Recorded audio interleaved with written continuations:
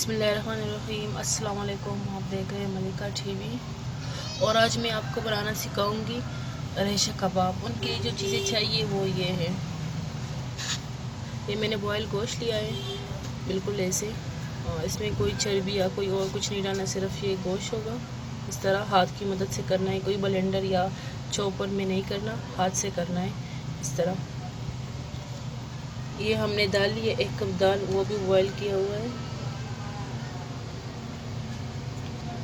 1 cup दाल लिया। इस तरह एक बड़ा बर्तन लेना है, बाउल लेना है हमने, और इसमें ये सारी चीज़ें हमने डालनी है। सबसे पहले गोश्त डालना है।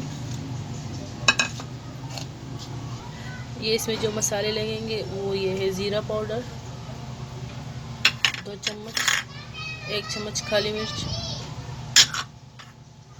लाल मिर्च,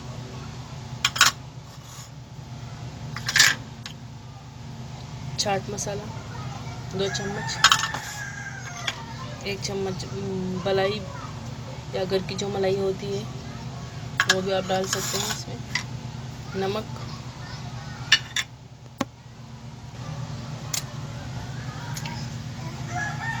अंडा, दाल, हरी मिर्चें। ये हमारा तैयार हो गया और हम कबाब बनाना शुरू करते हैं।